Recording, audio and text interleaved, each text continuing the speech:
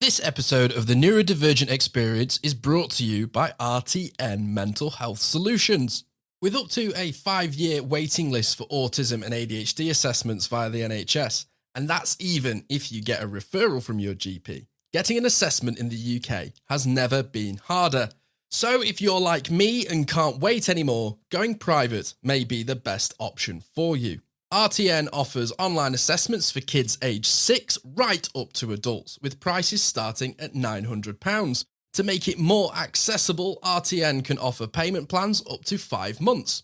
You can access their remote services from the comfort of your home anywhere in the UK, and RTN offers group and one-to-one counselling, a private route to access ADHD medication following the assessment, and will even fight for you if your GP doesn't accept the results. So if you live in the UK and can't wait to get an assessment, go to www.rtnmentalhealthsolutions.com and use the discount code RTN23, making it even more affordable for all of our listeners to get an autism and ADHD assessment.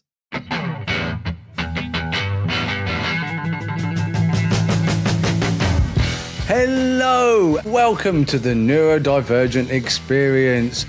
I'm your host, Jordan James, also known as the Autistic Photographer, and I'm joined by my co-host and very best friend, Simon Scott. Hello, welcome to the Neurodivergent Experience. This week we are comparing our autism versus our ADHD.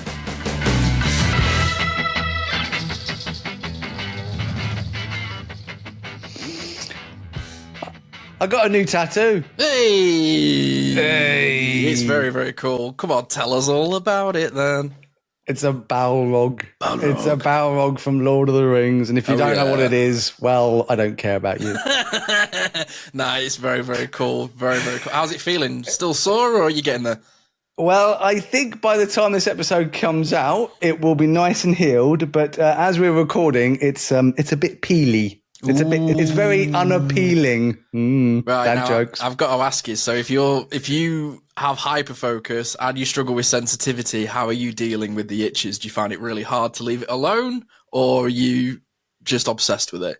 Nah, man, I'm happy to leave it alone because I spent a lot of money on this and it took 7.5 hours. And I look at it and I go, that is the most beautiful piece of artwork I have on my body. And I have a lot of artwork on my body. And that is the most beautiful piece ever done on my body. And I'm just like, yeah. So to be honest, my sort of want and need to just leave it and let it heal perfectly outweighs any sort of tisms and problems that I might have with leaving it alone. Yeah, definitely. I don't particularly like because obviously if you get burnt and you get like bits of skin, I'm definitely the person who just sits there picking away. That's what I mean. Yeah, I'm that person. But when it comes to tattoos, because I love them and I'm so precious with them, I almost like go the opposite route where I'm like, nothing will touch this skin. It will be protected at all costs. That's right. Yeah. I just go out of my way to just. So I'm gonna show the audience for anyone watching. That's an odd angle. That's an odd angle. There you go. Beautiful. So if you want to see my cool tattoo, either go to my Facebook page and scroll down to the post that I did, or watch this episode. Yeah. Or come and see us live tomorrow, because as we're recording, it's next week. But, you know, when this episode comes out, it will be tomorrow in podcast world. No pressure. We will be doing our live. And at this point in time, when this episode comes out, you and I are meeting up in Wales and hanging out with our better halves. And I am thoroughly looking forward to it. And not only that, but I'm looking forward to my birthday, which is next week, or when you're listening to this has already been. So now I'm old. I'm 43. And age wizard. Yeah, so if you want to find out what happened at my Mario Kart themed tournament birthday party, tune in next week and I'll tell you all about it. We're all like a week behind. It's so weird. It is odd, but that's just how the cookie crumbles.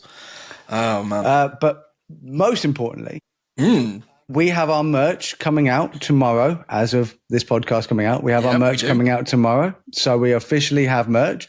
I am wearing the t-shirt. So if you want to check that out on YouTube, you can just look at me. I'm wearing the t-shirt. And I've got a new cuddle buddy from my bedtimes, and his name is Darwin, and he's a giant orangutan cuddly toy whose hands stick together, and he goes around my neck and gives me cuddles. Oh. So he'll be at the.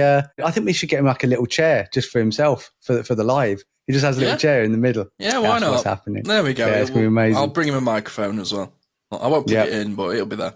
All right, cool. Well, I'm a bit nervous and looking forward to that at the same time. I'm really hoping that people know who we are. I mean, they will. They will. It's just me projecting my permanent anxiety there. Just, the usual every other week. They'll be like, you're the other guy. Yeah, I'm used to that. It's fine. I can live with that. Everyone will just want to meet Darwin. Yeah, they'll be like, well, show me the cuddly. I'm like, oh, he's over there. It's fine. Everyone will be like, can I get a selfie? I mean, sure. No. As long as I'm not like Ralph Wiggum on Valentine's Day, I'll be fine. That's harsh. No, you'll be fine. I'll be fine. That's okay. I'll be cuddling you. So anybody who wants a selfie with me will have to have a selfie with you because I'll be attached to you. If anybody asks me to take a photo of you and somebody else and they're like, can you hold the phone? I'm going to be really upset. Especially when Karis and Sylvia will be just standing there going, but we could have taken it. They're like, no, it's fine. Yeah. I've already played out every of these like nightmare scenarios in my head. It's fine. So what are we talking about this week? We are... Okay, so recently, obviously, I've come up with my hypothesis of the alternative neurotype, and it's really got me deep thinking about these conditions that we are given due to our interaction with the world, due to our synaptic pruning difficulties, because obviously the synaptic pruning process can be a wonderful thing, and it can have a wonderful balance of creating these like different types of humans who can do amazing things, but it can also severely disable a lot of us, like if the synaptic pruning process doesn't take place enough and then too many of our infant pathways are still there, we end up being stuck in childhood. Forever children. Forever children. And it's very sad that does happen. It's not common. I need to make this clear. It's not a common thing that happens, but when it does, it is very sad, and it's a lottery. Genetics is a lottery when it comes to. I'm 5'7". I know all about the genetic lottery. He's a very lovely man. Yeah, lovely. Yeah, sure. Yeah, great. I got alexithymia there. Yeah. I don't know what to say now. Yeah, it's fine. Anyway, just making light of a very heavy subject. Yeah, that happens when you have alexithymia. You kind of get stuck. You're just like, oh, this is awkward. I'll just say something that's funny. And then everyone's going, that was really inappropriate. And you go, I got that one wrong. I did that. I did that the other day. I made a joke about something that I thought was funny and would make other people laugh. And everyone just went, well, that's really insensitive and rude. And I went, oh, yeah, that was why I said it, because I thought that was funny, because I'm used to South Park humor. Just alleviate the situation and kill the tension. The more insensitive it is, the funnier it is. And people are like, no. And I'm just like, yes. So I got very stubborn. With understanding social cues. I got very, very stubborn. So I've been thinking a lot about, like, obviously autism, ADHD. These are diagnostic criteria based on behaviours and so on and whatnot, and signs. Apparently, because I just looked at the NHS website and I was like, okay, we're going to go through the medical model of these things, not the social model, not the identity model, because identity is a very big part of, being autistic or ADHD. You like to hold that to your identity. You like to be part of a community. Oh yeah. And I love that. I love being part of both these communities and bringing them together. I love being a part of that. But at the end of the day, these aren't actual manifestations in our brains. It's not like, oh, it's the hippocampus or it's the amygdala or it's the frontal lobe. Those are actual parts of a brain. It's you could go, oh, this is the autism and this is the ADHD. It doesn't work like that, people. I really get sick of people. Yeah, it's hard, isn't it? Talking like it's not a hippocampus. It's not an actual physical thing. It is a manifestation of behaviors based on different professionals, different criterias, masking, high masking, low masking, high difficulties, low difficulties, high maintenance, low maintenance. It is so convoluted that to just go, this is autism and this is ADHD is so flipping lazy. It is lazy. So we're going to go through this lazy list and go, okay, so I believe that if somebody said, okay, you have to tomorrow, we are getting rid of one of these diagnoses for you because you're only allowed one, which by the way, actually is a thing in some countries. They think you can't be both. Okay, great. Because people have cognitive dissonance, and the more I learn, the more blocks. my brain just hurts so much. Dude, like I'm not even going to go there, but in some countries they beat ADHD because they think that that's how you stop ADHD rather than methylphenidate. They just, we'll just beat that child until it stops being ADHD. Ah, yes, of course. Anyway, so I'm going to go through the list with you. And I think that I would actually get rid of the autism one because ADHD actually suits me more. Yeah, we've said this in private a few times. Yeah, which really messes up my autistic photographer thing. Yeah, you were like, I'm more ADHD, and then you were like, crap, I need a rebrand, and we were like, oh no, we'll just let's not go, let's just leave it at that. Well, come on, man. Jordan James, the hyperactive photographer. Oh, the AD 4K photographer, great. Do you want to? I'll be 100% honest with my entire audience here. When I first started taking pictures and stuff. Because I was constantly just running around, just taking pictures of so many things. I was literally like a distracted child at Christmas with like 57 different presents and couldn't decide which one to open first. I was so excited when I first got my camera. I couldn't stay still. I'd had no patience. It was my best friend Pickle. He taught me patience and taught me to just wait for the moment. Yeah. And until then, I would just run around like a lunatic. And I just went, I'm the ADHD photographer. That's how I felt. It's ADHD photography. But when, being autistic as well, I felt like autistic people were just so misunderstood. They had such a bad rap. It was like autism, that's a damaging thing. That means your brain is basically broken and smashed with a brick. And it's like, no. So the reason I called myself the autistic photographer was because I wanted to inspire other autistic people, and I wanted to show the world being autistic is not Rain Man. It's not this humongous disability that crushes a human and ruins your life. It isn't that. There's so much more to it. And also I believe that, my hyperfocus as well, which I associated with being autistic, was the main reason I got so good so quickly. So that's my story, and it kind of just stuck, and now I'm just the autistic photographer, which I love, by the way. But yeah, so what about you? What about me? Oh man, yeah, you can talk now. Oh, thank you. Sorry. Yeah, let me in. No, it's that. Look, this is the thing. It's just all part of the fun, isn't it? But for me, yeah. So when I originally went for my diagnosis, I went in with ADHD. Always thought ADHD, and the predominant conversation that goes around at the moment is ADHD, ADHD, ADHD. There's a reason why we didn't call this podcast the ADHD Experience, because there is so much more to being tapped. And, one of the top podcasts out there is specifically just about ADHD.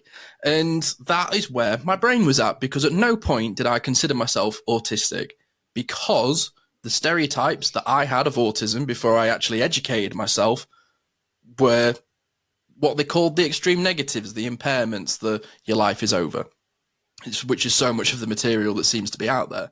And I just went, I'm not that. That's not me.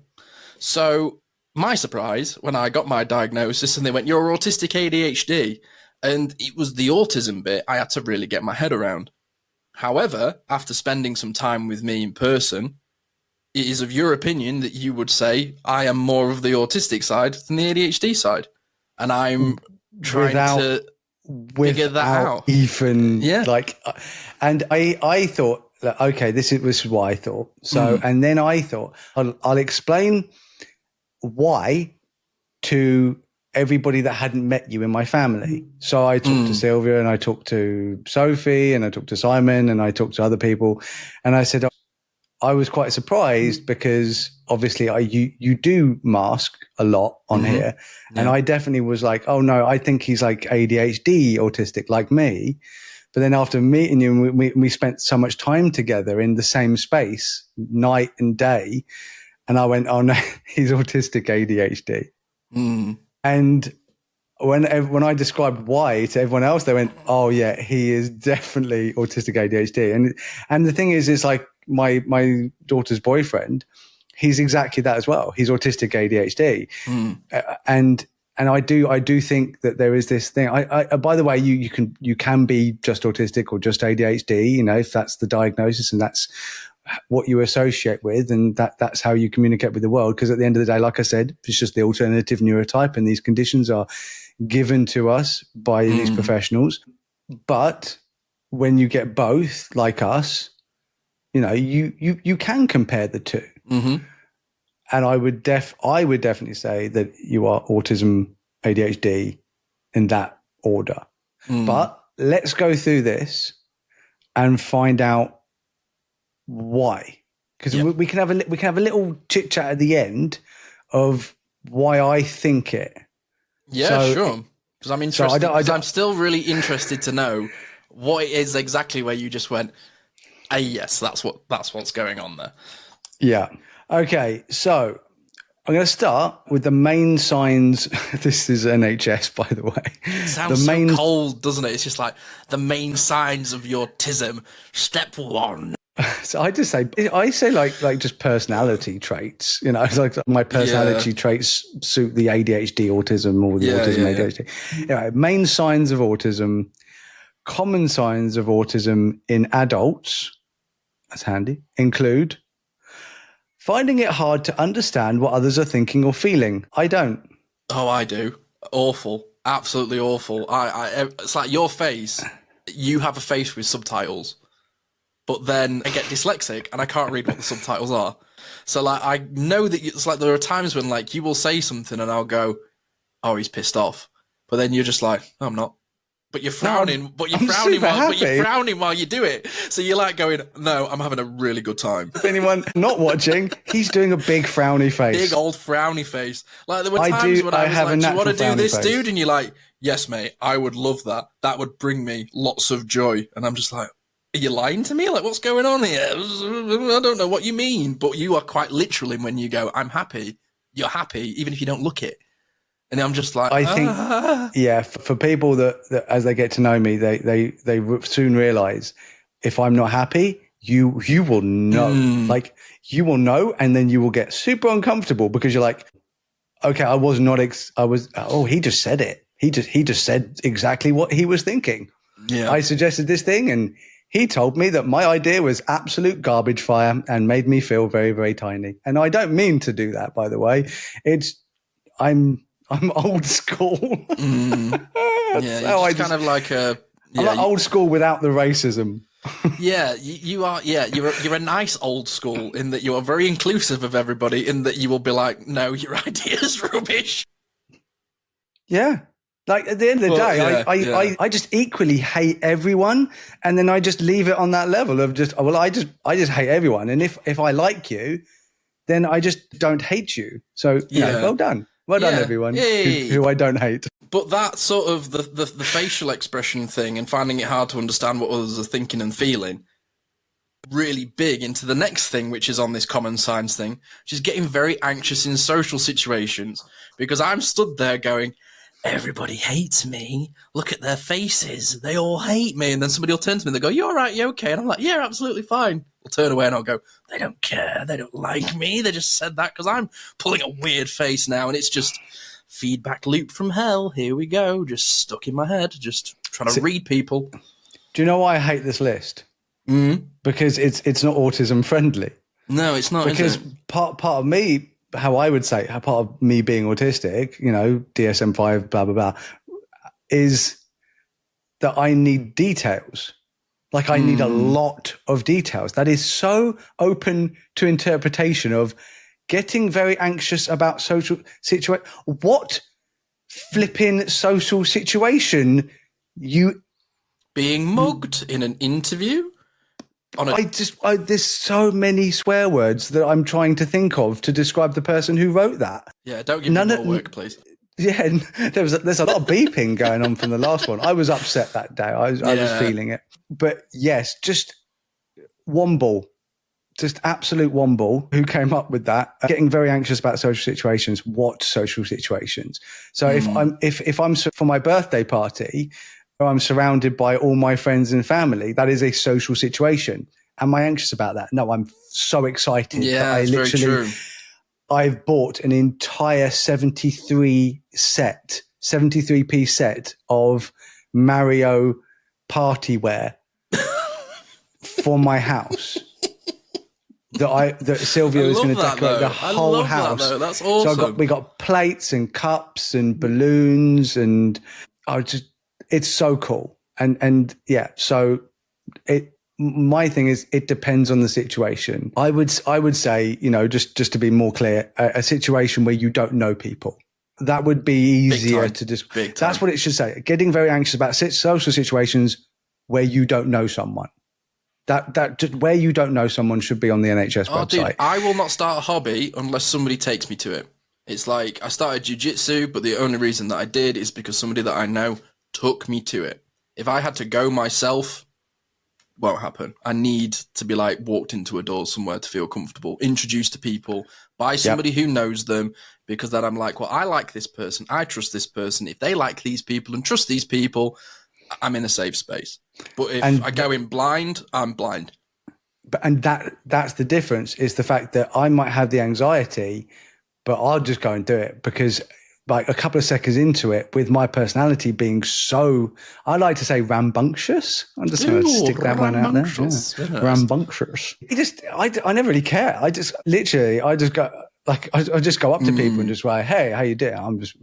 I am so open. But if I'm tired, opposite, I will just, the thing is that I go in hard and heavy, and then I get burnt out really quickly. I need to know how to balance that. But normally I get so excited that I burn myself out really quickly. Yeah. So, like I said, that's so flipping ADHD, not autistic. I have that.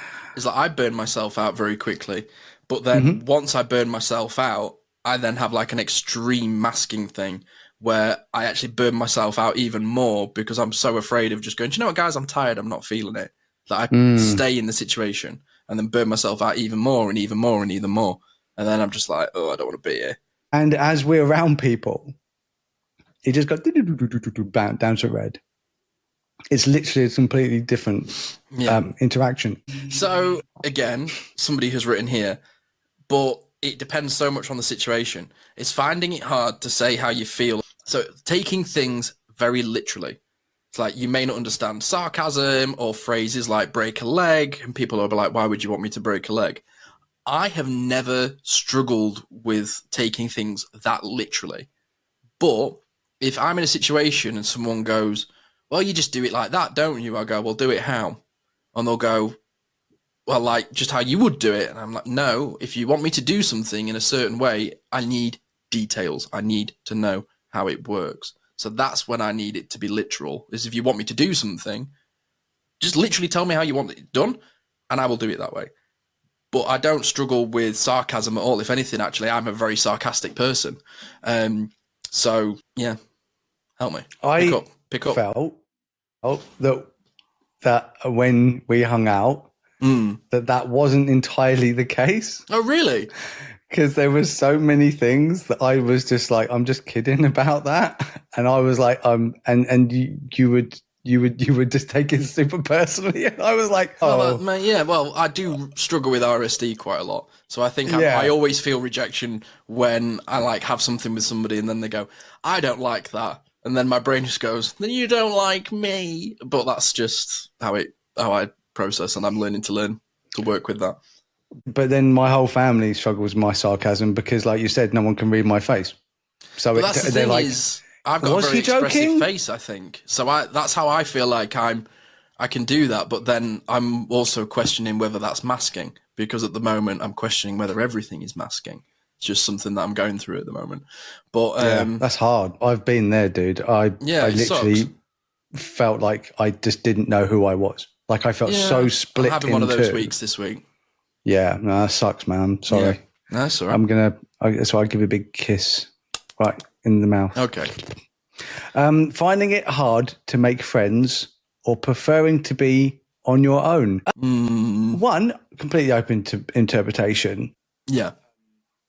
I've actually never found it hard to make friends. I just found it hard to keep them because my expectations of friendships were based on what I saw on TV as I grew up, because I don't have that natural ability to communicate with people.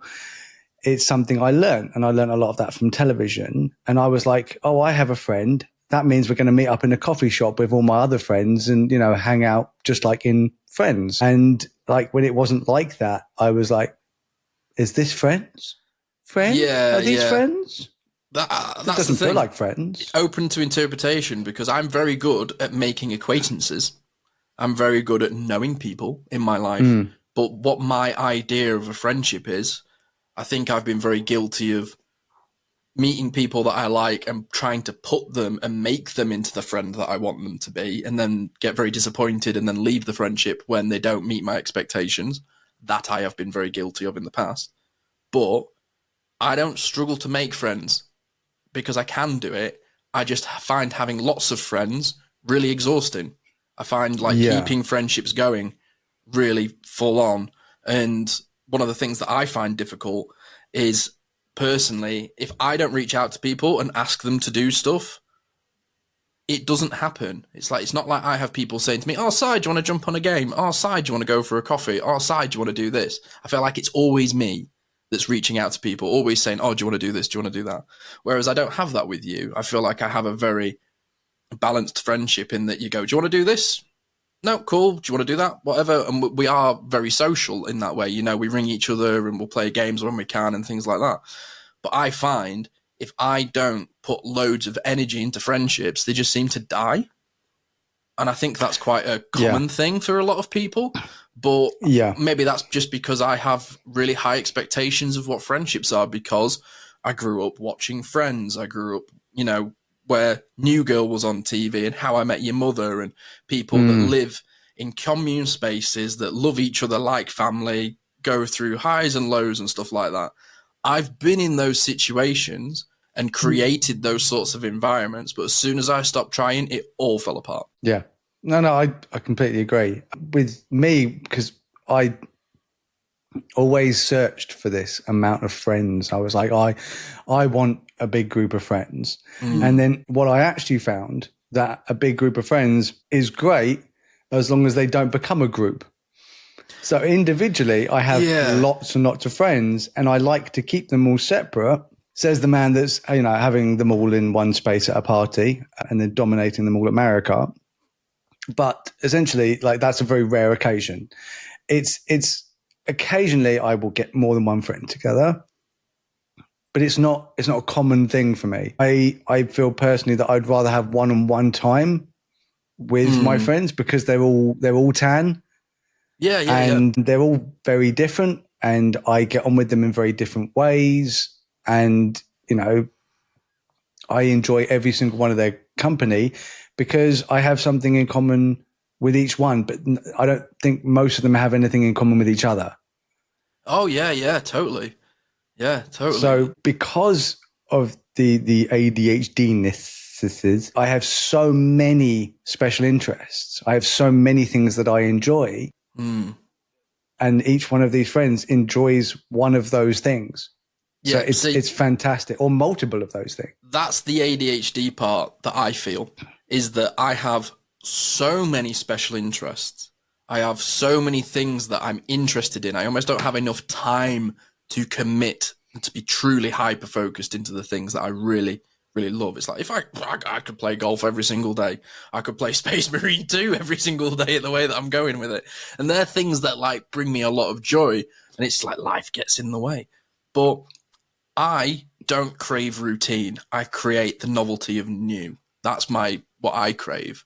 And that would be considered an ADHD thing if we're looking at, the DSM-5 and the criteria.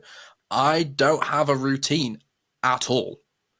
I'm just like a bit of a free spirit. It's why I work freelance, and it's why I kind of do the hours that I do, because I really struggle to fit into routine. I get really, really bored really, really quickly.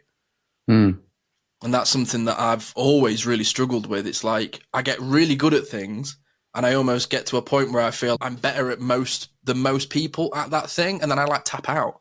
It's like I almost like get to a goal that a lot of people really struggle to get to. Then rather than master it, I just go, right, what's next? It's like I did it with guitar. I learned to get to like a grade 8 level of guitar. And as soon as my teacher said to me, you're one of the best students I've ever had, I just went, all right then, and just stopped doing it. And I don't know why. I just dropped it. And it's not the first thing that I've done that with either. It's just constantly craving the novelty of new. Yeah, that dopamine fixation, that is, you and I have very much in common. It's a good job that both of us really enjoy this. But this is the thing, though, is I feel like every time I do this, it is something new, because I'm learning something about myself. You're learning new things constantly.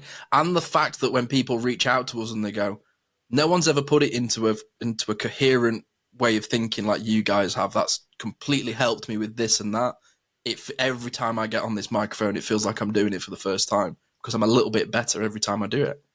Yeah, but also when I talk about every single one of my friends has a different interest that I also have, that I can, the podcasting is the interest that I have with you. I mean, we have other things. We I mean, before we came on here, we got distracted and talked about a billion different other things that we have in common. Like we always do. Like we always do, yeah. We just went into really, really deep detail about Beetlejuice for at least 20 minutes for some reason, breaking down what we didn't like about a movie. Maybe we'll start doing podcasts like that. Maybe that's what we should. Maybe we'll start doing random ones like that. I would love to do a movie review side podcast. That would be so good. Yeah, maybe we will. And oh my God, yeah, I'm just completely stuck now, because I was like, I think I've made my point, and then I'll just move on. Yeah, so like literally hanging out with you. This is just me hanging out with my friend, and we're just doing a podcast together at the same time. Just happens to come out of it, helping thousands of people just randomly. Which is, you know, do you know what's funny, dude? Every single time you say, "Oh, we're helping thousands of people," my brain goes, "No, you're not," and then I go, "Oh wait, yeah, we are." It's kind of crazy. I still have to get my head around that. Thousands and thousands of you guys are listening. It's crazy. Okay, so I definitely feel I fit into this category. Okay. Like so much. Seeming blunt, rude, or not interested in others without meaning to. What? I don't know if I'd add the last bit. I just went seeming blunt, rude, or not interested. That's just me in general. If you don't like what I like, and you're talking about something I don't like, it's not accidental. I'm just going to be like, I don't care. Dude, when I was showing you those memes when I came down to see you, and you were like, I'm going to be honest, this is getting a bit annoying now. I was just like, all right. Literally, I was like, just talk to me, dude. Stop showing me things on, because so I have another autistic ADHD friend who does exactly that as well. I've got dyslexia and really bad eyesight, and he just points the phone at me, and I'm like, what? But it's my alexithymia, though. It's me going, this can say it way more than I can do it. It's like GIFs. I will send somebody a GIF and it will say 1,000 things that I'm trying to say, in my opinion. And I think I'm a bit old. I'm an old man with GIFs. I'll be like, I wanted to say this thing, so I'll find exactly that line, and then I'll send a GIF of somebody else saying it. But I'm still saying exactly what I wanted to say. It's not expressing how I felt about someone. I don't use GIFs as like an emotional expression. I just use them as like a fun way of doing things because I'm bored. I do. It's like I have that sort of like penguin thing where I will bring you a pebble and I will send somebody memes. Or it's like I've got a friend who's interested in buying a game that I'm playing. And genuinely, I was like, I'll send you some clips. And then I had to delete 8 of them because I'd sent him 10. Just like, sorry about that. Don't even realize I'm doing it until I've already done it. It's too late. I really don't like the way they go rude. Like, who's rude? Like, I say my pleases and thank yous. I'm a very polite young man, but I can also be quite rude. Maybe I don't feel being blunt is rude. So again, this is open to interpretation of like, well, sod you, predominant neurotype person who wrote this, because it wasn't definitely wasn't a town person that wrote this. Seeming blunt, rude, or not interested. I'm like, why wasn't everyone like, if I'm talking and someone's getting really struggling to listen, just tell me, I actually don't really care about what you're talking about. I'll go, oh, cool, because then I don't have to waste my time. It would annoy me more that I was going into great detail about something and talking about something and really like interacting with someone, thinking, oh, great, I found someone who actually likes what I'm talking about, just to find out that they were bored throughout the entire thing and they really, really didn't want to listen. So I've wasted their time. I've wasted my time, and all that time wasted could have been not wasted by someone saying, do you know what? I'm really not into Lord of the Rings. It's not really my thing. I've never watched it. I never read the books. I've just seen some memes, and I'll be like, oh, cool. I won't talk to you about that. What would you like to talk about? And that's the problem with people not being blunt and not saying how they feel is like, you're just wasting time. And I definitely was blunt with you because I felt like I'm just getting triggered by something. Yeah. It's annoying me. So I'm just going to tell you. And it's not your fault it's annoying me. It's not my fault it's annoying me. It's just, I can't control that. So I could have sat there going, this is fine, this is fine, this is fine, this is fine. Like I do a lot of the time with a lot of stuff. And yeah, exactly. So and then I am rude because I'm like, can you bugger off, please? You're starting to annoy me. And I leave it too late. Yes. So, I kind of try and get in there as quickly as possible because I have been in a situation where I was listening to someone talking about something and I felt physically I was going to vomit because I had to intently listen to this person. And I just didn't care at all what they were talking about. It was the most boring thing in the world. And I felt physically sick. And in the end, I just went, I think I'm going to be sick. And I nearly threw up because of they weren't talking about anything disgusting. There was nothing disgusting Big about reaction, though, isn't it?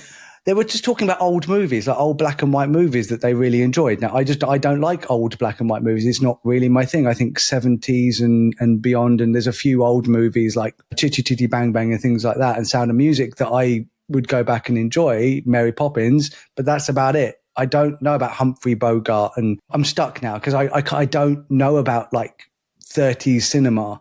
You know, I know it exists, and I actually listened to an entire podcast all about the cinema industry, more about like the history of it.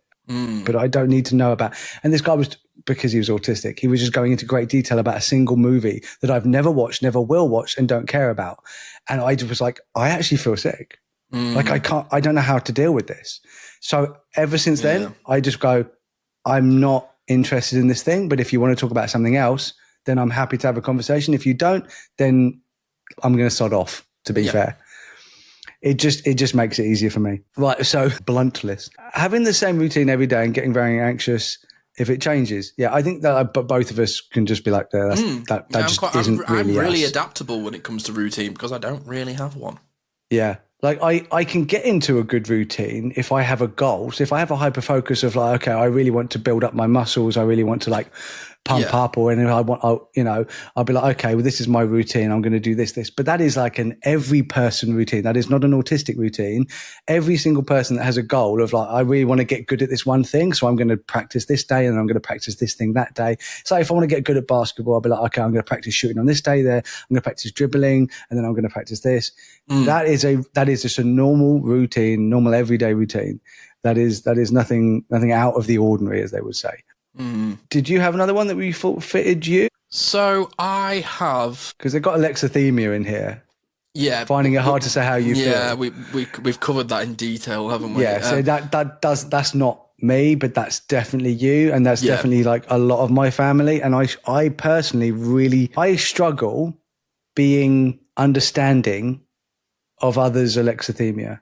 It triggers me. I'm like, just say what you have to say. And I get really, I'm just going to say, I've become a complete and utter dick. Like I'm just a total dick.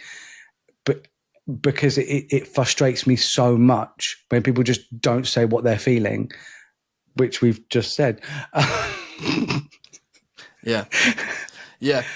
Very true. But at the same time, do understand it. Just looking at something else that's on this list, noticing small details, patterns, smells, or sounds that others do not. My sense of smell is pretty pretty crap.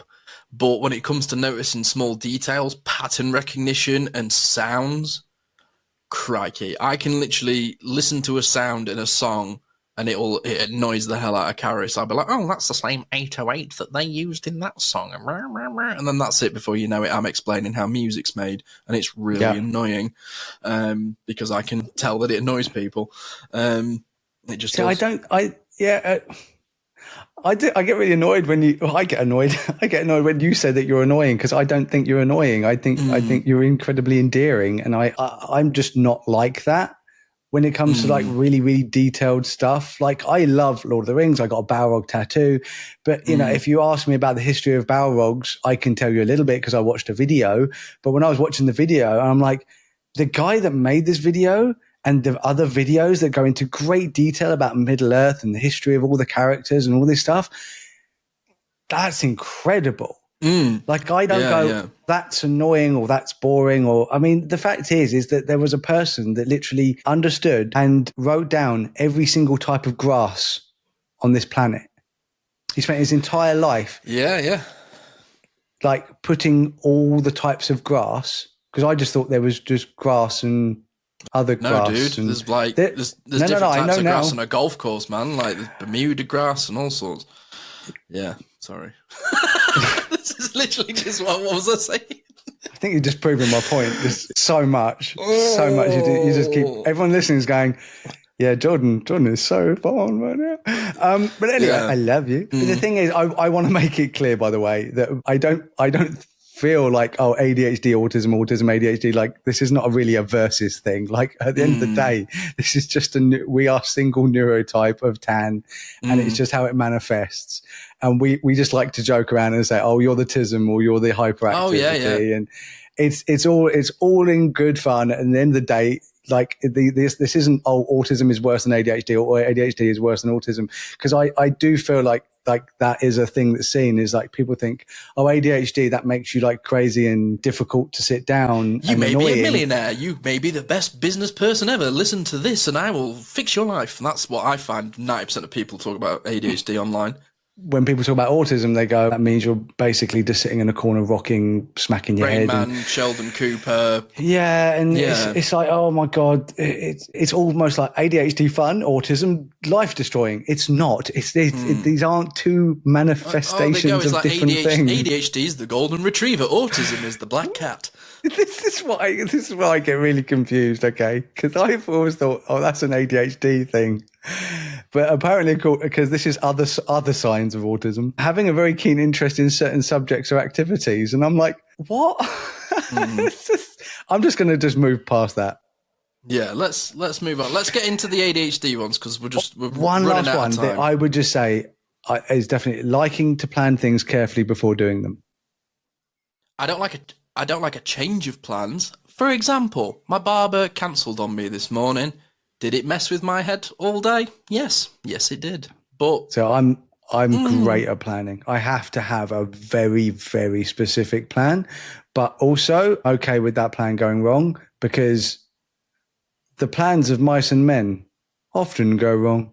Yeah, because this is the thing, is I am adaptable, and no plan is any plan goes out the window when the enemy turns up. It's kind of the old phrase, but I can be very adaptable if I want to be. If I'm really annoyed that my plans have changed, I almost become stubborn to being adaptable, where I'm like, well, no, it's messed up my day now, so and I get really self-destructive with it, where I'm not adaptable. I did, yeah.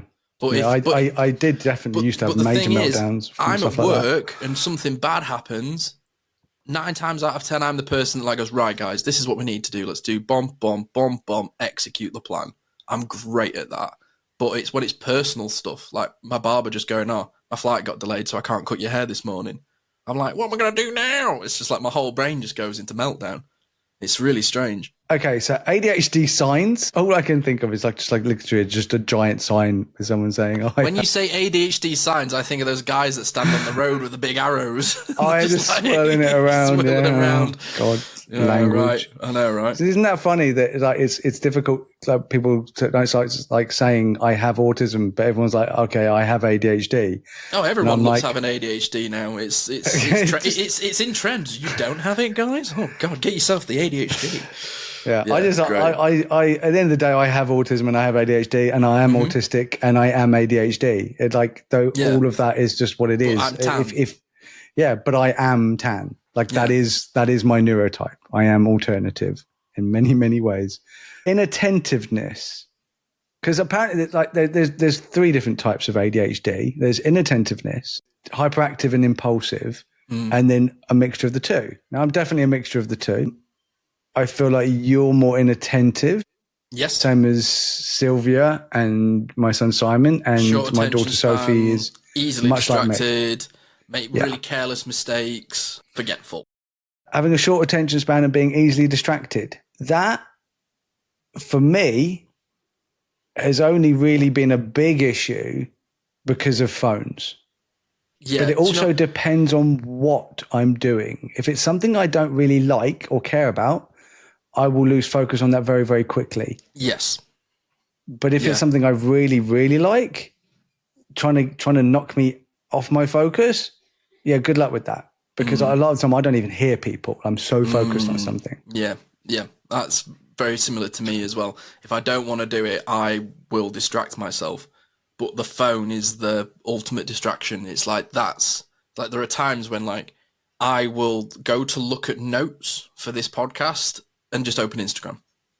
Or it's like if I have an email that I'm looking for and then I'll see something and then before you know it, I'm on a completely different thread, on a completely different article away from what I should be looking at. It's like it can be that quick. I can literally walk into a room thinking of a task to do. Before you know it, I'm doing something completely irrelevant to why I went in that room.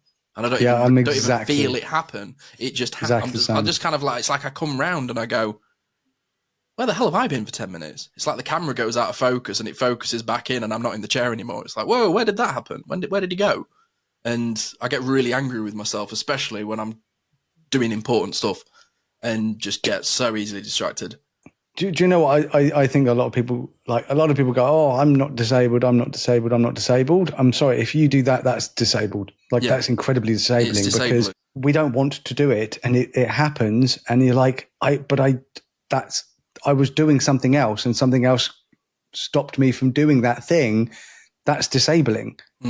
But because it stops you from doing the thing that you want to do. That's literally disabling. And if that thing is important, like take food out of the oven or take my clothes out of the washer and hang them up, then it can be disabling 2, 3, 4 days later when I go, I've got no food in the fridge. I've not had a haircut for 2 months. And just the list goes on and on and on. Yeah, we need to not be afraid of the disability side of being different, because at the end of the day, we are interacting with a world that might have been built by our thinking differently, but it is run by the predominant neurotype. And that's fine. I'm not saying that's a bad thing. I'm just saying that's very disabling to a lot of us. Yeah. So making careless mistakes, for example, in schoolwork, yes, because only children can be ADHD according to the NHS. Yes, of course. Why not just in work? In life. In life. Make anyway, mistakes whatever. In life. Happens. Yeah, the thing is, everybody makes careless mistakes, so it's again really open to interpretation. Mate, trust me, I got to work. Everyone makes mistakes. It's 90% of what people do.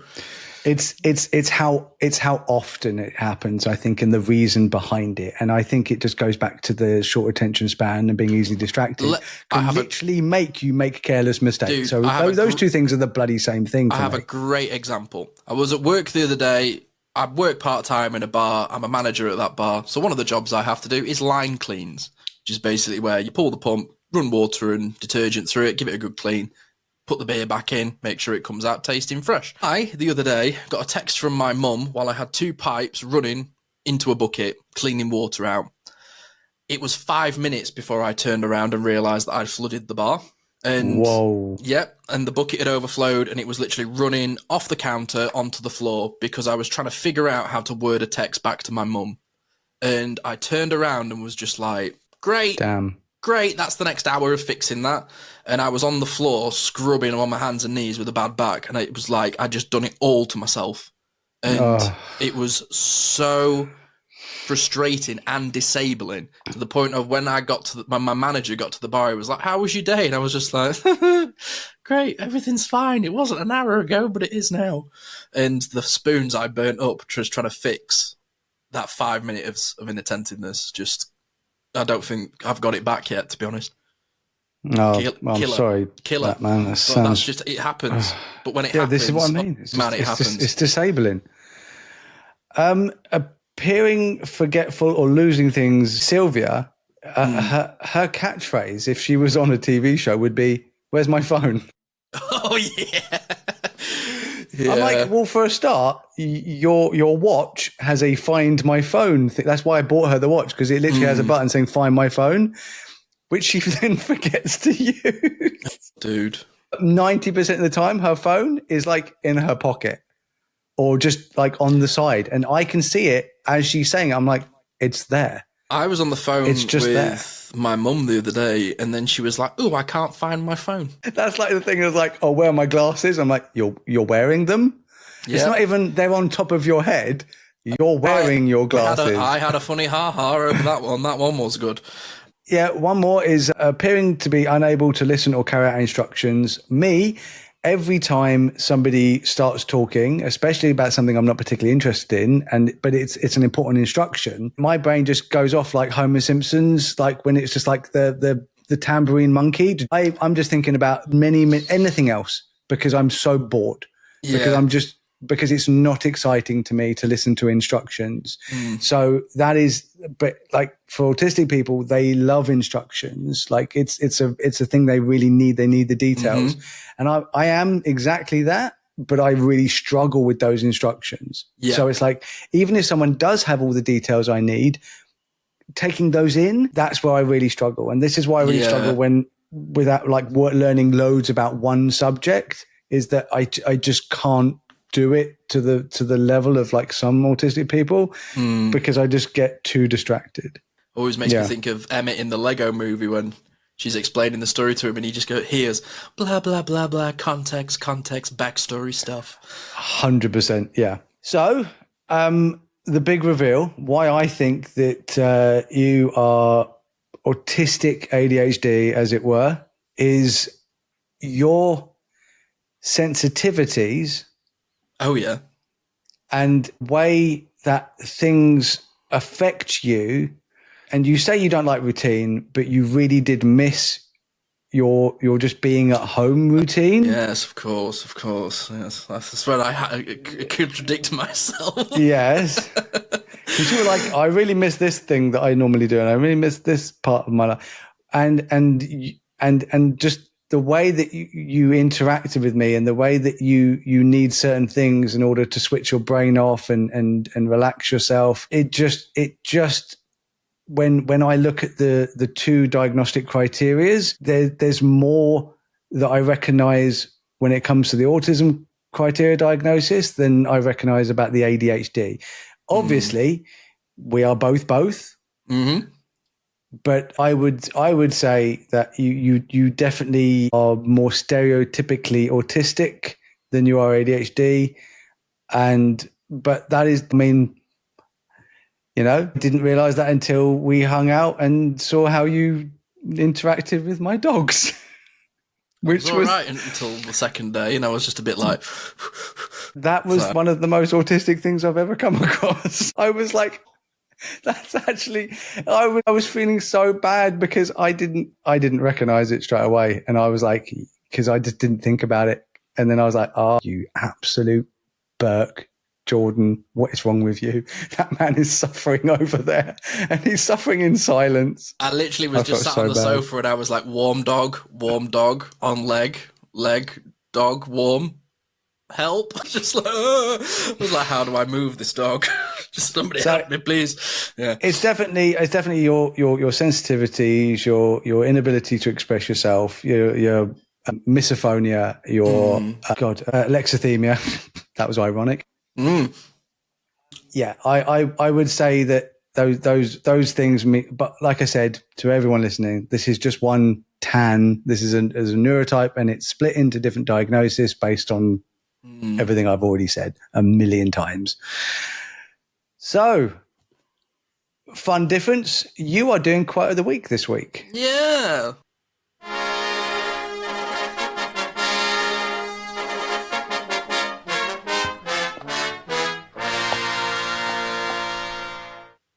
We don't live in the age of enlightenment. We live in the age of entitlement. Hell yeah. Yeah, thought that the other day when I was navigating through traffic. Yeah, I was literally going to say that's like most drivers that I see nowadays. They just crazy, in their own world and nothing else matters. People are either doing 150 in a 70 or they're doing 30 in a 70. And I'm like, maybe try doing 70 in a 70. But just working in hospitality for the past few months, just casually, has also made me go, just because you use Google doesn't mean you're allowed to do whatever you like. Yeah, people literally think they Google something or see something on Facebook and then they just know it. And I'm like, did you check the sources behind all of that information? And they just go, no, vaccines cause autism because like it said so on Facebook. And I'm like, yes, don't get your knowledge from Facebook. Get your knowledge from podcasts instead by listening to this podcast. No, I'm joking. But no, seriously, thank you for listening. It's been great. I've really enjoyed it. It's been fun to understand that I am a lot more autistic than I thought I was. Yay. Goody. Glad we figured that one out. Hooray. And don't be afraid of the word disabled because it's literally just there to describe that you will find certain things in the world difficult to cope with or difficult to do physically or mentally. And there's nothing wrong with that, by the way. There's nothing wrong with being disabled. Being disabled is literally just a way of life. And everybody has disabilities in one way or another. Like, even if they're temporary, they can have temporary disabilities, lifelong disabilities. We're all different and we all struggle and we all succeed in different ways. And we're all wonderful unless you don't use your indicator. Yes. So thank you so much for listening. Yes, and don't forget, tomorrow we will be performing live at Autistic Mind. So come down and see how autistic I am. Bye, everybody. Bye.